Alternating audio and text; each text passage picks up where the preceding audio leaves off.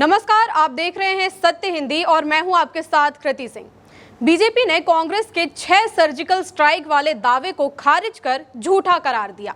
सबसे पहले surgical strike किस सरकार में की गई, इस मुद्दे को लेकर जोरदार बहस छिड़ी हुई है। कांग्रेस और बीजेपी के बीच तीखी बहस चल रही है। कांग्रेस दावा कर रही है कि यूपीए सरकार के दौरान 6 सर्जिकल स्ट्राइक की गई थी। वहीं बीजेपी अलग अलग तथ्य देकर इसे झुठलाने की कोशिश कर रही है। आखिर ये विवाद शुरू कैसे हुआ? कांग्रेस ने किन सर्जिकल स्ट्राइक का जिक्र किया और बीजेपी इन दावों को झुठलाने के लिए क्या तथ्य दे रही है? आइए आपको पूरा मामला बताते हैं। जिस तरह 2 बच्चे किसी खिलौने को लेकर झगड़ जाते हैं, एक बच्चा कहता है कि ये मेरा है और दूसरा भी कहता है कि ये मेरा है, यही हाल है इस वक्त बीजेपी और कांग्रेस का।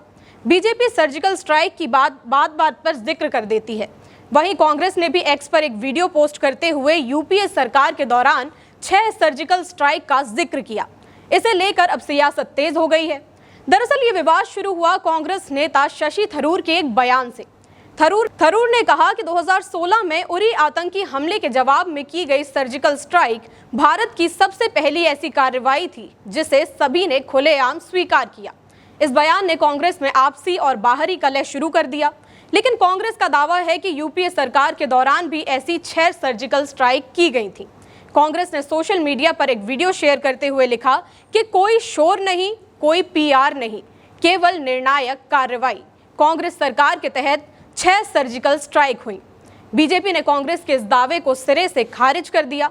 बीजेपी ने 2018 के एक आरटीआई जवाब का हवाला देते हुए कहा कि आरटीआई में डीजीएमओ ने कहा था कि यूपीए सरकार के दौरान कोई भी सर्जिकल स्ट्राइक नहीं हुई थी, इसलिए डरपोक कांग्रेस को झूठ बोलना बंद कर देना चाहिए। कांग्रेस ने अपने दावे को मजबूत करने के लिए एक लिस्ट साझा की जिसमें यूपीए सरकार के दौरान सर्जिकल स्ट्राइक की तारीखें दी गई थी। कांग्रेस के मुताबिक यूपीए सरकार के दौरान पहली सर्जिकल स्ट्राइक पुंछ के भट्टल सेक्टर में 19 जून। कांग्रेस का कहना है कि ये सर्जिकल स्ट्राइक पीओके में आतंकी ठिकानों को निशाना बनाने के लिए की गई थी। इस ऑपरेशन के बारे में सार्वजनिक रूप से कोई विस्तृत जानकारी उपलब्ध नहीं है क्योंकि इसे गुप्त रखा गया था। कांग्रेस का कहना है कि ये कार्रवाई बिना किसी प्रचार के की गई थी जिसका उद्देश्य आतंकी शिविरों को नष्ट करना था। इसके बाद अगली सर्जिकल स्ट्राइक केल में नीलम नदी घाटी के पार साल 2011 में की गई थी। नीलम नदी घाटी पाकिस्तान के कब्जे वाले कश्मीर में एक रणनीतिक क्षेत्र है जो आतंकी गतिविधियों का केंद्र रहा है। कांग्रेस का दावा है कि भारतीय सेना ने इस क्षेत्र में आतंकी ठिकानों को निशाना बनाया था। तीसरी सर्जिकल स्ट्राइक सावन पात्रा चेक पोस्ट पर 6 जनवरी 2013 को की गई थी जब पाकिस्तानी सेना ने सावन पात्रा चेक पोस्ट पर हमला किया था। कांग्रेस का दावा है कि इसके जवाब में भारतीय सेना ने पीओके में सर्जिकल स्ट्राइक की। इसके बाद 2013 में ही जुलाई के महीने में नाजापीर सेक्टर पर भी सर्जिकल स्ट्राइक करने का दावा कांग्रेस ने किया है। साथ ही आतंकियों की घुसपैठ को रोकने और आतंकी ठिकानों को खत्म करने के लिए अगस्त 2013 और जनवरी 2014 में भी सर्जिकल स्ट्राइक का दावा किया गया है।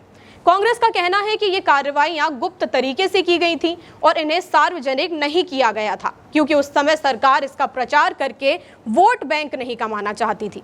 सबसे पहले सर्जिकल स्ट्राइक किसने की, ये विवाद पहली बार नहीं उठा है, बल्कि इससे पहले भी 2018 में कांग्रेस नेता राहुल गांधी ने दावा किया था कि यूपीए सरकार के दौरान पाकिस्तान के पीओके में 3 सर्जिकल स्ट्राइक हुई थी। इसके बाद retired lieutenant general DS Hooda ने 2019 में कहा था कि भारतीय सेना ने पहले भी सीमा पार कार्रवाइयां की हैं, लेकिन उन्होंने तारीखों या स्थानों की पुष्टि नहीं की थी। उन्होंने ये भी कहा था कि सेना का राजनीतिकरण नहीं होना चाहिए। बीजेपी ने कांग्रेस के इन सभी दावों को झूठा करार करते हुए कांग्रेस पर सेना की उपलब्धियों को अपने नाम करने का आरोप भी लगाया है। दूसरी ओर शशि थरूर को उनकी ही अपनी पार्टी के नेता पवन खेड़ा और उदित राज जमकर आलोचना कर रहे हैं। उदित राज ने तो थरूर को बीजेपी का सुपर प्रवक्ता तक कह डाला।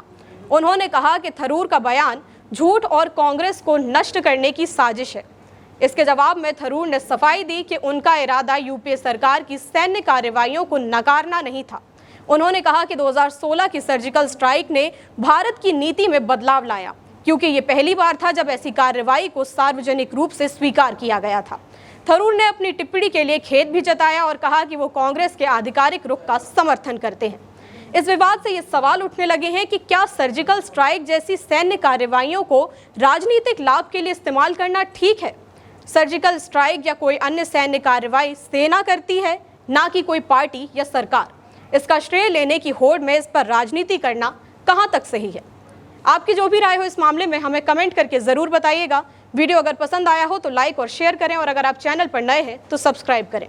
फिलहाल के लिए इतना ही। देश दुनिया की बड़ी खबरों के लिए आप देखते रहिए सत्य हिंदी।